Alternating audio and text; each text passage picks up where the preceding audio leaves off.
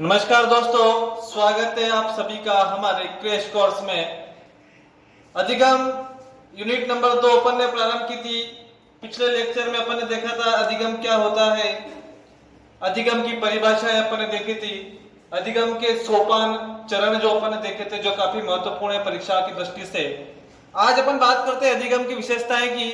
देखो, अधिगम की विशेषता अपन देखते हैं कौन कौन सी विशेषता अधिगम की। यहाँ से एक प्रश्न बनने की संभावना रहती है कि निम्न में से अधिगम की विशेषता है या निम्न में से अधिगम की विशेषता नहीं है, या अधिगम से संबंधित कथन सत्य है असत्य है, किसी भी प्रकार से आपसे प्रश्न पूछ सकता है। तो देखो, सबसे पहली बात है कि अधिगम जो है, अधिगम कैसी प्रक्रिया है? एक प्रकार की मानसिक प्रक्रिया। कैसी प्रक्रिया? अधिगम मानसिक। क्योंकि एक व्यक्ति सीखता है तो उसमें उसका मन मस्तिष्क की अहम भूमिका होती है। यानी वो क्या करता है, उसकी मानसिक क्रियाओं को संपन्न करता है, तभी व्यक्ति क्या करता है, सीख सकता है। तो अधिगम की प्रक्रिया, अधिगम की विशेषता, पहली विशेषता क्या हो गई? कैसी प्रक्रिया है? मानसिक प्रक्रिया है। दूसरी बात है सार्वभौमिक प्रक्रिया है। कैसी प्रक्रिया है? सार्वभौमिक। सार्वभौमिक का मतलब क्या है? सार्वभौमिक का मतलब है कि आप कहीं भी जाओ, सीखने की जो चरण होते हैं, सीखने की जो प्रक्रिया होती है, एक समान होती है। अर्थात कैसी प्रक्रिया है सीखना? अधिगम कैसी प्रक्रिया है? सार्वभौमिक प्रक्रिया। नंबर 3, अधिगम क्या है? व्यवहार में परिवर्तन ही क्या है? अधिगम है। यदि आपके या व्यक्ति के व्यवहार में परिवर्तन हो रहा है, इसका मतलब क्या है? वो अधिगम कर रहा है, सीख रहा है। अगला है समायोजन में सहायक है। अधिगम क्या है? समायोजन में सहायक। अब देखो, समायोजन का मतलब क्या है? समायोजन एक अपन पूरा चैप्टर है आपके रीट के सिलेबस में, वहां पर इसको बहुत डिटेल में अपन पढ़ने वाले। समायोजन, समायोजन की युक्तियों से हर बार प्रश्न बनने की संभावना रहती है। समायोजन के बाद अपन को समायोजन के बारे में भी अध्ययन करेंगे। तो समायोजन में सहायक का मतलब ये होता है कि देखो, आप किस परिस्थिति से आए हैं और आप किस परिस्थिति में आप प्रवेश कर रहे हैं, वहां पर आप अपने आप को किस प्रकार से वहां पर ढालते हैं, वही क्या है? समायोजन है। मान लीजिए आप अपने घर में एसी में रहते हैं, आपके घर पे एसी लगा हुआ है और आप हमारे कोचिंग इंस्टीट्यूट में आप पढ़ने आ रहे हैं, यहाँ पर आप पंखे में बैठ रहे हैं, तो यही क्या है? समायोजन है। यदि आप अधिगम है, आप लर्नर है, तो आप क्या है? समायोजन की प्रक्रिया को आसान बना सकते हैं। यदि आप शिक्षित नहीं है, आपने अधिगम नहीं किया है, तो आप वहां पर समायोजित नहीं हो सकते। ठीक है, तो पढ़ा लिखा व्यक्ति तो कहीं भी समायोजित अपने आप को कर सकता है। तो यही है कि समायोजन में सहायक है क्या? अधिगम।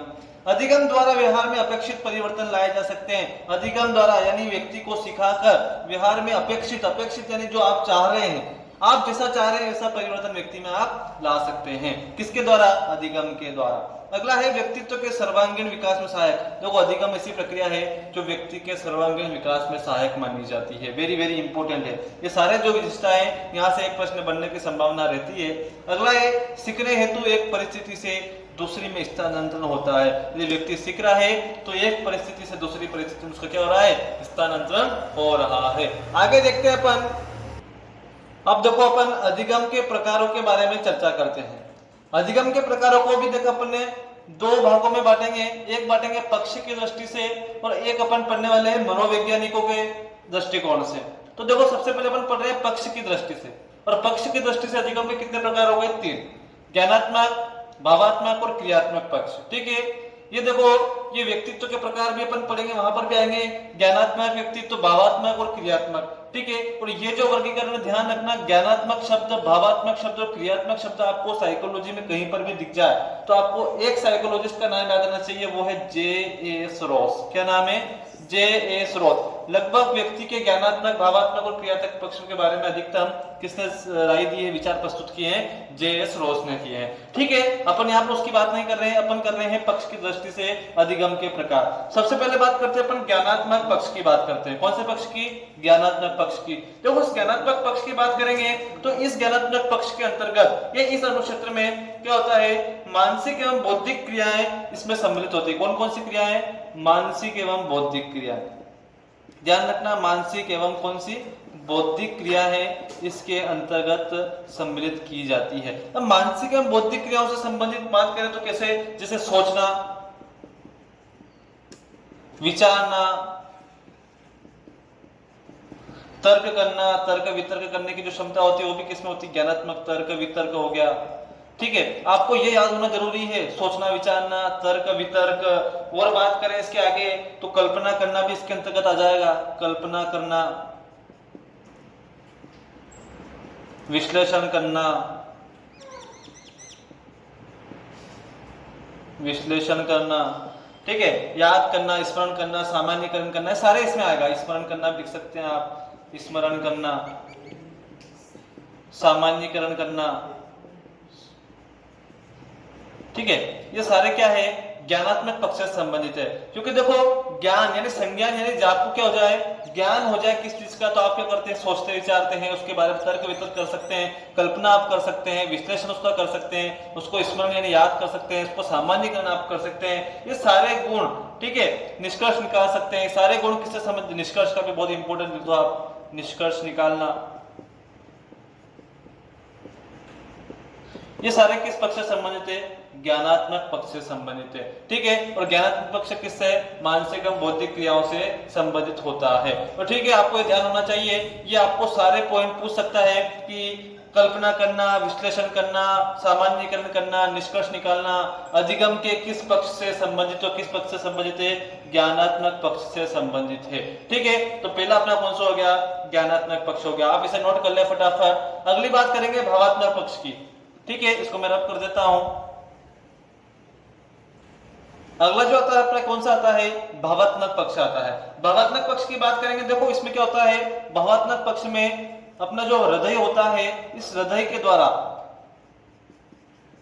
जो भी महसूस किया जाता है, जिसकी भी अनुभूति की जाती है, वे सारे इसके अनुक्षेत्र में सम्मिलित किए जाते हैं। जैसे बात करेंगे, कोई भी सुख दुख की घटना हुई, सुख दुख हो गया, सुख दुख के बाद जैसे कोई अपना गुस्सा हो गया, ईर्ष्या हो गया, ईर्ष्या यानी जलन, किससे आप जलते हैं, ईर्ष्या करते हैं, ठीक है। कुछ भी जैसे आपने महसूस किया, डर गए आप, डरना हो गया, ठीक है। डरने के अलावा बात करेंगे, आपका दृष्टिकोण हो गया, दृष्टिकोण भी क्या आपका भावी हो गया, दृष्टिकोण, ठीक है। उसके बाद हो गया सहसना या सहासना, ठीक है, यानी क्या होना, सांस अपन एकदम क्या डर जाते हैं, उससे क्या सांसना का जो भाव होते हैं, ये हो गया। नेक्स्ट बात करेंगे, आपका प्रेम, घृणा, ये सारे क्या है, आपके भाव है, ठीक है।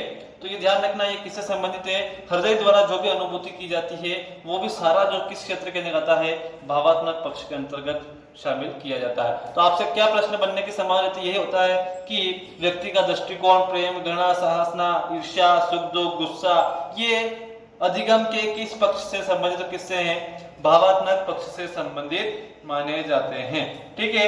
अब तो ये हो गया आपका भावात्मक पक्ष, इसको मैं रब कर देता हूं। अगला देखते हैं क्रियात्मक पक्ष, क्या करते हैं। क्रियात्मक पक्ष की बात देखो, क्रियात्मक यानी हो गया आपकी क्रिया से संबंधित है, किस संबंधित है, क्रिया से संबंधित, ठीक है। यदि आप कुछ भी क्रिया कर रहे हैं तो वो क्या होगा, आपका क्रिया से संबंधित या क्रियात्मक पक्ष से संबंधित होगा। जैसे चलना, दौड़ना, ठीक है। और भी देख लो आप, जैसे चलना, नाचना, कूदना, गाना गाना,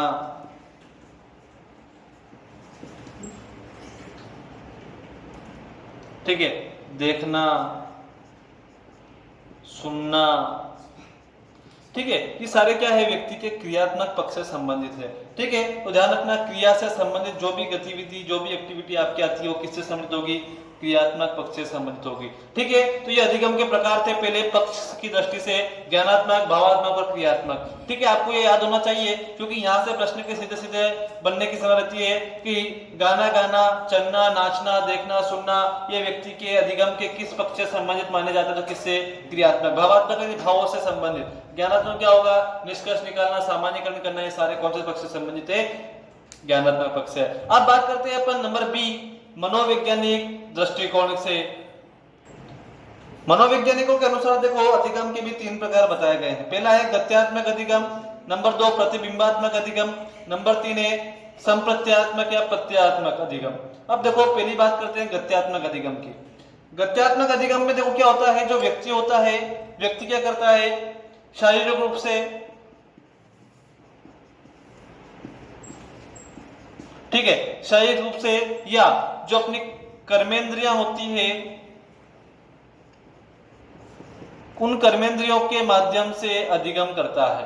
ठीक है, ध्यान रखना शारीरिक रूप से या कर्मेंद्रियों के माध्यम से यदि व्यक्ति अधिगम कर रहा है तो कौन सा अधिगम होगा, गत्यात्मक या गतिशील अधिगम, जिसे अपन क्या कहते हैं, पेशी अधिगम भी अपन कह सकते हैं। क्या कह सकते हैं, इसे पेशी अधिगम भी कहते हैं। साथ साथ इसे यदि व्यक्ति खुद कर्म कर रहा है तो इसे क्या कहते हैं, मूर्त अधिगम कहते हैं। क्या कहते हैं, इसे मूर्त अधिगम भी इसे कहा जाता है। साथ साथ इसे गत्यात्मक को ही अपन क्रियात्मक अधिगम भी कह सकते हैं। क्या कह सकते हैं, क्रियात्मक अधिगम भी इसे कह सकते हैं, क्योंकि व्यक्ति क्या कर रहा है, क्रिया कर रहा है, और क्रिया करेगा तो क्या होगा, गति होगी, तो क्रियात्मक अधिगम भी इसे कहा जा सकता है। ये सारे इसके अन्य नाम हो गए। इसे साथ साथ गामक अधिगम भी कह सकते हैं।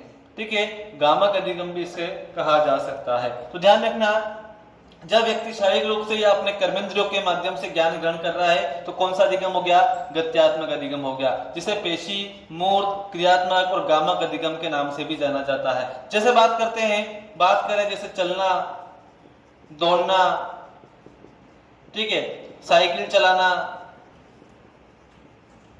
ठीक है, साइकिल चलाना हो गया। साथ साथ बात करेंगे क्रिकेट खेलना, ठीक है, नाचना, ये सारे क्या है, क्रिया कर रहा है व्यक्ति, ठीक है, और शारीरिक रूप से कर रहा है तो क्या हो गया, गत्यात्मक अधिगम के अंतर्गत ये आता है। नंबर 2 बात करेंगे अपन प्रतिबिंबात्मक अधिगम। कौन सा अधिगम, प्रतिबिंबात्मक अधिगम। अब देखो प्रतिबिंबात्मक अधिगम में क्या होता है, इसमें क्या होता है, व्यक्ति के माइंड में या व्यक्ति के दिमाग में क्या होता है, किसी भी चीज को लेकर क्या होता है, प्रतिबिंब बनने लग जाता है। प्रतिबिंब बनने से मतलब क्या है, समझे। प्रतिबिंब बनने का मतलब यह है कि देखो जो व्यक्ति होता है वो व्यक्ति किसी न किसी चीज को देखता है तो उससे संबंधित अन्य वस्तुओं को देखने पर उसके दिमाग में क्या होता है, प्रतिबिंब बनना प्रारंभ हो जाता है। जैसे मान लो कि उसने क्या हुआ, एक चिड़िया को देखा। अब चिड़िया के उसने क्या देखे, पंख देखे, और पंखों के माध्यम से जब चिड़िया उड़ी तो उसने सोचा कि जिसके भी पंख होंगे वह क्या होगा, उड़ता होगा। तो ये क्या हो गया, उसके दिमाग में क्या हो गया, प्रतिबिंब बन गया। अब देखो प्रतिबिंब बनना तो हो गया, यहाँ पर आ रहा है लास्ट में प्रत्ययात्मक अधिगम। कौन सा आ रहा है, प्रत्ययात्मक अधिगम।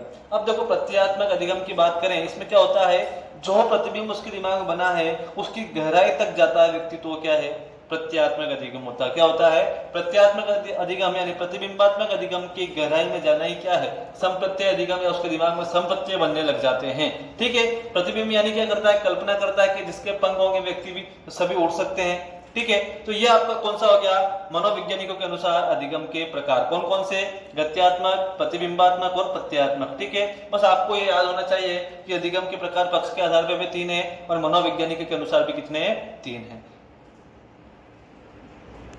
अब देखो अपन सीखने के संप्रत्यय देखते हैं। सीखने के संप्रत्यय देखो सबसे पहले देखते हैं डिशेल के अनुसार। किसके अनुसार, डिशेल के अनुसार। डिशेल ने देखो सीखने के कितने संप्रत्यय दिए, 5, और इसे किस नाम जानते हैं, पंचपद के नाम से इन्हें जाना जाता है। ठीक है, तो सबसे पहली बात डिशेल के अनुसार संप्रत्यय कितने, 5, जिसे किस नाम जानते हैं, पंचपद के नाम जानते हैं। अब देखो सीखने के संप्रत्यय का मतलब यह कि व्यक्ति सीखता कैसे है, किस उसका जो सीखने का जो क्रम होता है वो कैसा होता है। सबसे पहले क्या होती है, व्यक्ति जो होता है उसको मोटिवेट किया जाता है, यानी व्यक्ति कैसा होगा, अभिप्रेरित होगा। जैसे अभिप्रेरित होगा तो क्या करेगा, उसके मार्ग में बाधा आएगी, मार्ग में बाधा आएगी तो क्या करेगा, भिन्न भिन्न अनुक्रिया करेगा।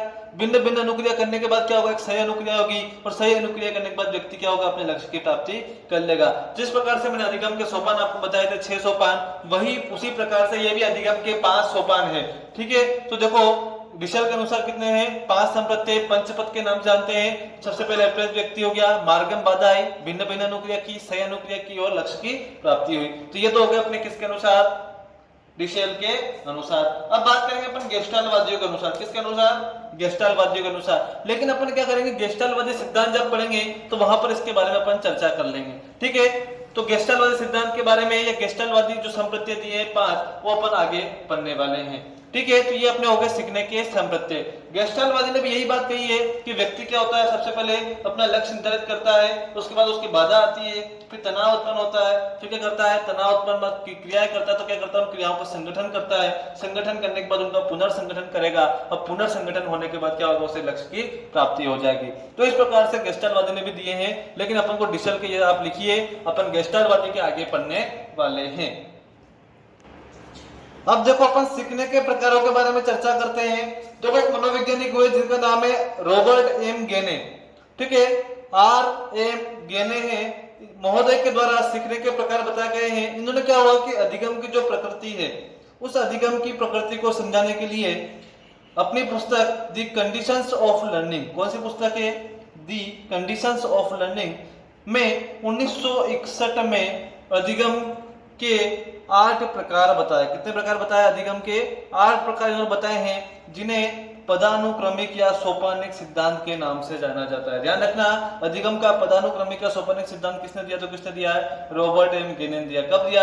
1961 में। कौन सी पुस्तक में इन्होंने अधिगम के 8 प्रकार बताए? The conditions of learning. ठीक है, ये पुस्तकें हैं, आप एक साथ एक जगह लिख सकते हैं ताकि आपको पुस्तकें एक साथ याद हो जाए। अब देखो, जो रॉबर्ट एम गिल ने जो 8 प्रकार बताया वो किस प्रकार है। देखो, सबसे पहले क्या होता है? संकेत अधिगम। व्यक्ति देखो आधार से अपन शीर्ष की ओर चल रहे हैं, ठीक है, आधार से अपन शीर्ष की ओर, तो व्यक्ति सबसे पहले क्या करता है? संकेत अधिगम, यानी सबसे पहले संकेतों को समझना प्रारंभ करता है। उसके बाद क्या होता है? उद्दीपन अनुक्रिया करता है, श्रृंखला, शब्द साहचर्य के बाद में क्या होता है? बहुविभेदक, उसमें विभेदीकरण की योग्यता आ जाती है। फिर उसके में होता है संप्रत्यय का निर्माण हो जाता है। फिर वह नियम से सीखना प्रारंभ कर देता है और उसके बाद क्या होता है? अपनी समस्या का समाधान करने लग जाता है। तो यह क्रम होता है सीखने का कि सबसे पहले क्या है? संकेत अधिगम, ठीक है, ये आपको याद होना चाहिए। सीखने के 8 जो प्रकार बताए हैं ये आपको क्रम से याद होने चाहिए। सबसे पहले संकेत अधिगम होगा, बालक जो भी व्यक्ति होता है वो क्या करता है? संकेतों के माध्यम सीखता है। फिर उद्दीपन अनुक्रिया करता है। फिर श्रृंखला, यानी श्रृंखला के माध्यम से एक जैसी समस्या को एक साथ हल करना सीख जाता है। फिर शब्दों के मध्य साहचर्य स्थापित करता है। उसके बाद विभेदीकरण की उसके अंदर योग्यता आ जाती है। फिर क्या होता है? संप्रत्यय का निर्माण हो जाता है। फिर नियम से सीखता है और फिर क्या करता है? समस्या का समाधान करता है। तो ध्यान रखना है, रॉबर्ट एम गिल के अनुसार सीखने कितने प्रकार है? 8 प्रकार है। कितने प्रकार है? 8 प्रकार है, जो पदानुक्रमिक या सोपानिक रूप में व्यवस्थित किए गए, इसलिए इसे पदानुक्रमिक या सोपानिक सिद्धांत कहते हैं। ठीक है, तो ये आपका हो गया अधिगम की विशेषताएं, अधिगम के प्रकार। अधिगम के प्रकारों के बाद में अपन ने चर्चा की सीखने के प्रकार, ठीक है, और अधिगम के संप्रत्यय जो डिशल के अनुसार पढ़े हैं 5, जिसे पंचपद के नाम से जानते हैं। ठीक है, तो ये आज आपका इस लेक्चर में 3 से 4 अधिगम से संबंधित अपने छोटे छोटे टॉपिक्स पूरे हुए हैं। अगले में अपन देखो अधिगम के सिद्धांतों के बारे में चर्चा करना प्रारंभ करेंगे, जो बहुत महत्वपूर्ण है। वहां से आपके 3 से 4 प्रश्न अधिगम के सिद्धांतों से बनने वाले हैं। ठीक है, तो आज के लिए काफी है, मिलते हैं अगली क्लास में।